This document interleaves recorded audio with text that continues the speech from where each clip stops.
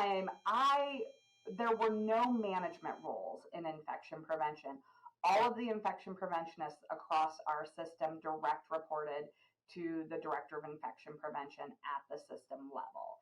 And so that was actually one of the first things I did within a year of taking the job, was creating more of a career ladder, because there are not a lot of infection preventionists in our organization who could have gone from a line staff infection preventionist to a director role, because it requires management experience, and I had management experience from outside the organization.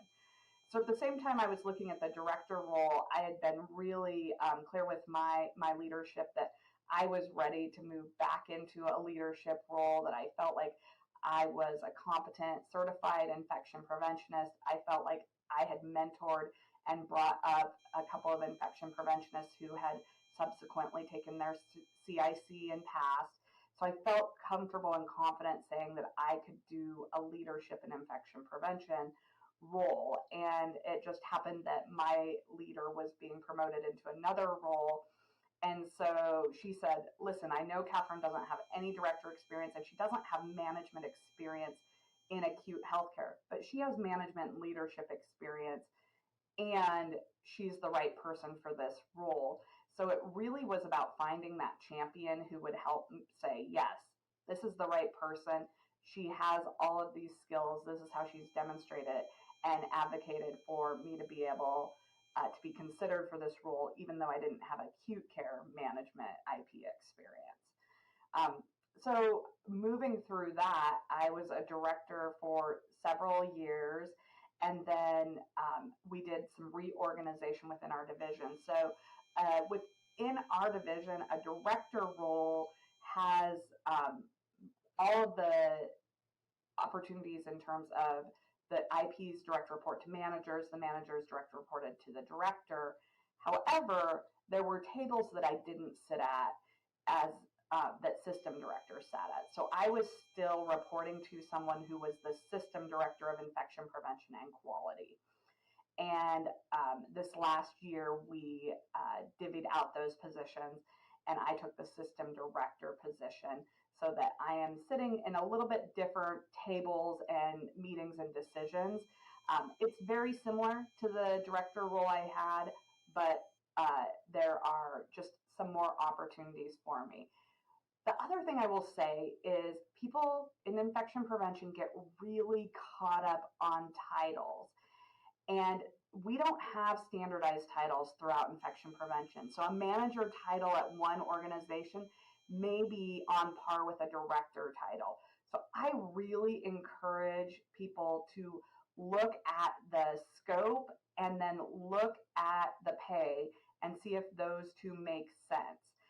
I was trying to recruit for manager positions, and I would have people who had manager experience say, no, I'm really looking for a director job. And I would talk to them and say, okay, but listen, this is over 4 facilities. You have 8 direct reports. You have 4 sets of executives, plus maybe ambulatory executives that you're working with. Like, this really functions like a director role, but because of the way that our system titles things, it's a network manager position. And some people got it and were great. They came in, they interviewed. I had some really successful candidates.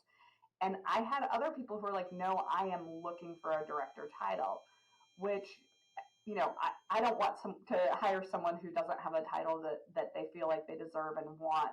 But I would really encourage infection preventionists that as you're looking, look to see what that actually means. I've had people come to work for me who had director of infection prevention titles at previous hospitals where it was one hospital and they had 1 or 2 direct reports. And then they were disappointed that they would not come into a director salary here, but their manager salary actually was more commensurate with our lead salary and lower than our network manager salary. So I think that it's incredibly important to look at what the scope and role is. And I find this in the system corporate world as well.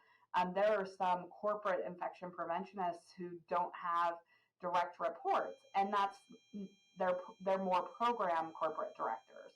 And that's a different position than having direct reports and oversight for the people. So they may have better program management, program building skills than someone who's been in a system corporate position where they had a lot of direct reports.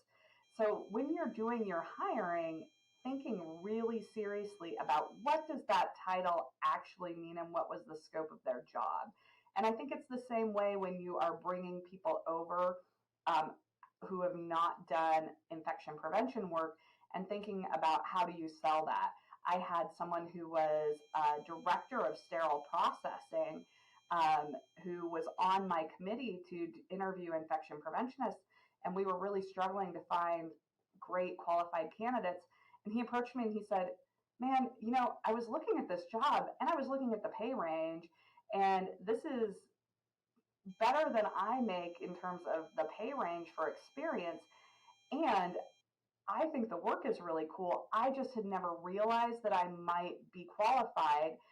And I said, "Well, you would not come in a leadership position." And he said, I'm 100% fine with that. I want to come in and I want a career path forward because I've kind of dead ended at my director and SPD role. So really thinking through and being creative about how you also look for people to fill your positions and sell the positions that you need to fill.